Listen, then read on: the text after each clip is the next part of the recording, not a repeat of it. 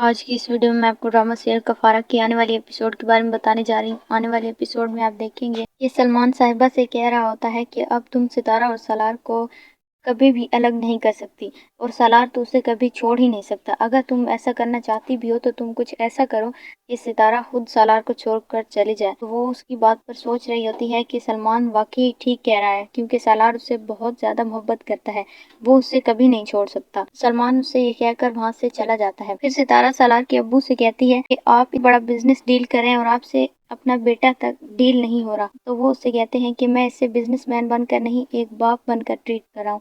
تو ستارہ اس سے کہتی ہے کہ آپ اسے ایک بزنس مین بن کر ہی ٹریٹ کریں، ہو سکتا ہے کہ آپ کو اس کے اندر ایک پروفیشنل اور انسان نظر آئے۔ وہ اس سے کہتی ہے کہ اب آپ کو ڈر لگ رہا ہے کہ کہیں سالار اپنے بزنس میں کامیاب نہ ہو جائے، وہ صرف آپ ہی کی وجہ سے اس طرح خوار ہو رہا ہے۔ وہ کہتے ہیں کہ ستارہ واقعی ٹھیک کہہ رہی ہے۔ پھر قاسم کی امی اور دادی نمی کے گھر آتی ہیں تو اس کی امی کہتی ہے کہ میں آپ کو نمی کا پاسپورٹ دے دیتی ہوں، پھر یہ شادی کے بعد قاسم کے ساتھ چلی جائے گی۔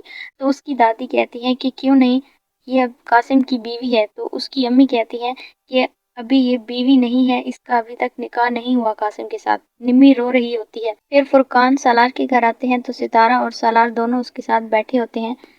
وہ کہتا ہے کہ تمہارا اپنے والدین کے ساتھ کوئی جھگڑا ہوا ہے؟ تو سالار کہتا ہے نہیں۔